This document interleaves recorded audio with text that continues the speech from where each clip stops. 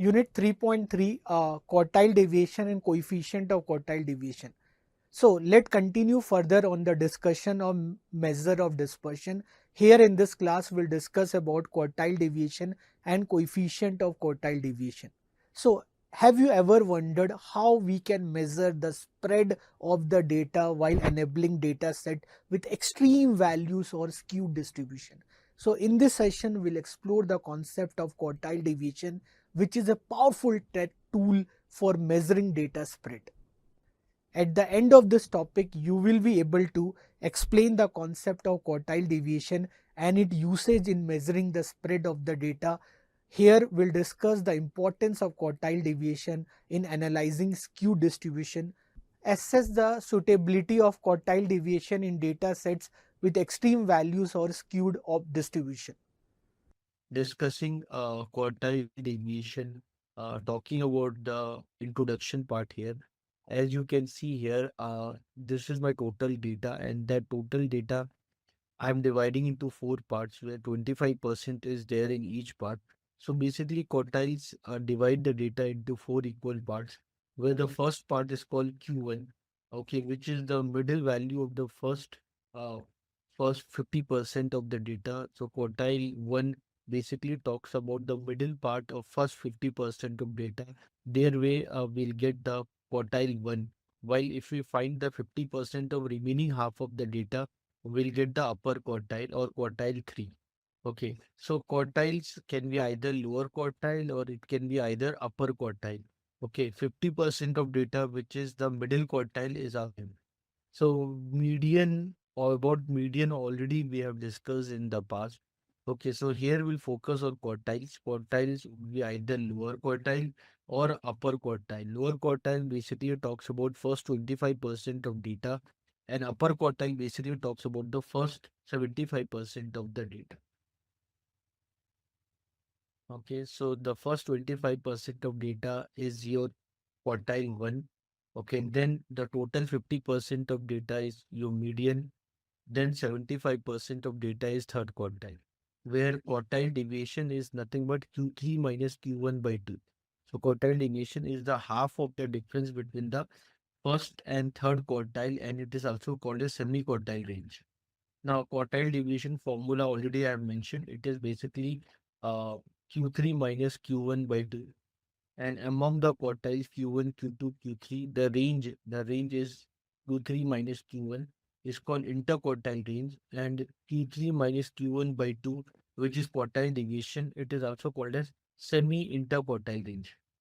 Okay, coefficient of quartile deviation is Q3 minus Q1 divided by Q3 plus Q1. Now, let's discuss one numerical to understand this concept of quartile deviation. Like, suppose we have this data set,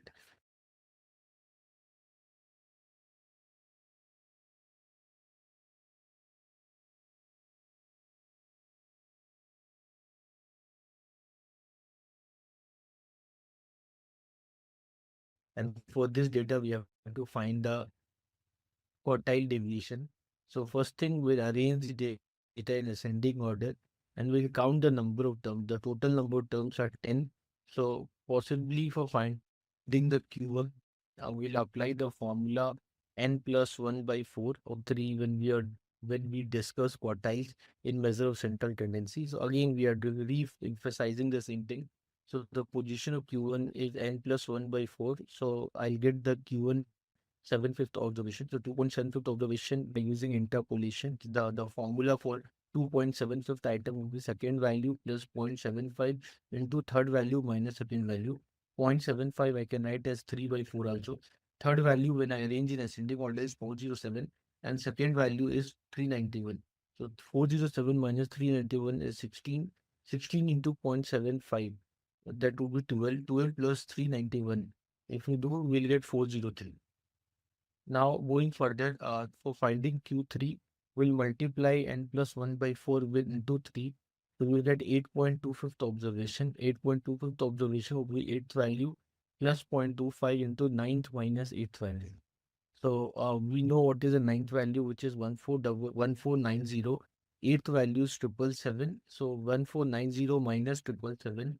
When I multiply with 0.25, I'll get 178.25. And that when is added to the eighth value, which is 777, I'll get the Q3 value as 955.25. So once I get the Q3 and Q1 value, I can apply the formula of quartile deviation, which is Q3 minus Q1 by 2. So Q3 value is 955.25.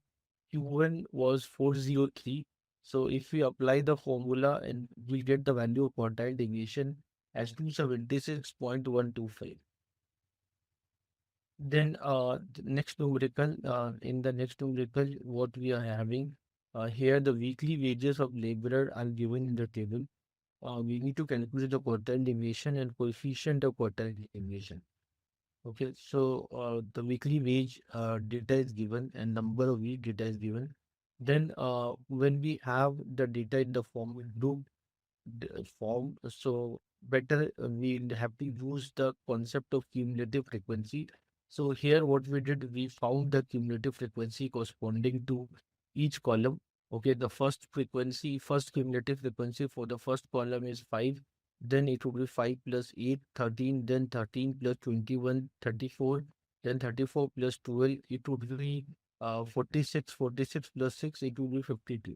So we calculated the cumulative frequency for each column. Once we got, then we'll apply the formula of Q1. Q1 is n plus 1 by 4. So 51 plus 1 by 4, you'll get 13.21. So the Q1 is 13.25 item. And you can see from the table the 13th item got ended at 200. Okay. And then till till 34 items, you have the X value called 400. So if you want, we can use the formula of interpolation. 13.25 is 13th value plus 0.25 into 14th value minus 13th value. So here the 13th value was 8. Okay, and 14th value starts. 14th value will be 400 starting from there, and one before value 13th value till that would be 200. So if you apply the formula of Q1, 200 plus 0.25 into 400 minus 200, 400 minus 200 would be 200. 200 0.25 is 1 by 4, so it would be 50. 50 plus 200, it would be 250. And Q3 if we find same wise, so n plus 1 by 4 was 13.25. Into 3 if we do, we will get 39.75. So once we get this, Q3 is 39.75, to 39.75 is 39th observation plus 0.75 into 40th observation minus 39th observation. So 40th observation, if we try to find, that will be 400 only, and and and 39th observation, it would be 400 only. Okay, so here if we apply the interpolation, 39th observation, okay, plus point two point here 0.75 into 40th observation minus 9th observation, we'll get the answer as Q3 as 500 only. Okay, so this is the steps. By using these steps, we'll get the answer Q1, Q3 answer. Once we get this, we can apply quartile deviation formula, which is Q3 minus Q1 by 2. And if you do that, we'll get the quartile deviation value. And then the coefficient of quartile deviation is nothing but Q3 minus Q1 by Q3 plus Q1. Q3 minus Q1 we already found, okay, by our rigorous calculation. And then if we apply them in the formula, we'll got the value of coefficient of quartile deviation as 0.33333, like that. Now we'll do another numerical, like for the data given below, find the quartile deviation and coefficient of quartile deviations. Again, in this numerical, we like how we are doing in the previous questions. In this question also, we have to find quartile deviation and coefficient of quartile deviation. If you noticed in this class intervals, the class intervals what is given, these are discrete class intervals. You have class interval from 351 to 500, then 501 to 650, then 651 to 800, 801 to 950, 951 to 1100, and you can see the simultaneous frequencies for the given class intervals. You can see there. Okay, so now based on this data, what we can do, we have to find the quartile deviation and coefficient of quartile deviations. their frequencies are given to us. From the discrete class interval, we can convert into continuous class interval. Okay, because the difference between the class interval is 1. So 1 divided by 2 is zero point 0.5. Zero point 0.5 I can subtract from the lower limit, and zero point 0.5 if I add it to the upper limit, I'll get the class intervals as 350.5 to 500.5, 500.5 to 650.5. Okay, then 650.5 to 800.5, 800.5 to 950.5, 950.5 to 1100.5. And then the frequencies are given 48, 189, 88, 4 and 28. And when we do the sum of the frequency, we got sum as 200. And then from the frequency, we can find the cumulative frequency 48, then 189 plus 48 will get 237. 237 plus 88 will get 325. 325 plus 47 will get 372. 372 plus 28 will get 400. Now we got the cumulative frequencies. Okay, the class intervals are given to us. Okay, now what we can do? Okay, for finding the quartile, we have to use this formula called L plus n by 4 minus m by frequency into one cumulative frequency before the selected class interval. That is the formula what we have to use. Now, in this formula, first of all, we need to figure out where our quartile 1 value lies. Okay, so then only we can apply the formula, right? In order to do that calculation, what we have to do, we have to first find n by 4. So the total sum of frequencies 400. 400 by 4, when we'll get the value called 100. So in the cumulative frequency table, we need to see the value which is greater than 100 here. So the next value which is greater than 100 here is the class interval 500.5 to 650.5 with the frequency 189. So the L for me would be 500.5. Okay, and basically one cumulative frequency if I see select. Okay, one cumulative frequency before this, if I select, that would be what? That would be 48. Okay, that would be 48, which is my M. Okay, and then class width is 350.5 to 150, 500.5. We'll get the class width as 150.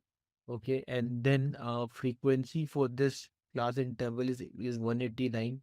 Okay, then what we'll do, we simply put them in the formula. L is 500.5. N by 4 is 100. N by 4 summation of F by 4 minus CF.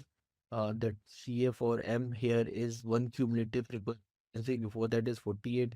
Corresponding frequency is 189, and the class width here it would be 150. If you have the board was and solve this. So 100 minus 48 is 52. 52 into 150 divide by 189 is 41.27. And then you will get the value of Q1 as 541.77. So the value of Q1 is 541.77. Then we will find the value of Q3. Q3, again, the same formula will do. Okay, everything is same. Only thing like in Q1, we did sum of f by 4 or n by 4. In Q3, we'll first find 3 into n by 4. The total sum of frequency is 400. So 3 into n by 4, that would be 300. And then we need to see in the cumulative frequency table, the next value which is greater than 300.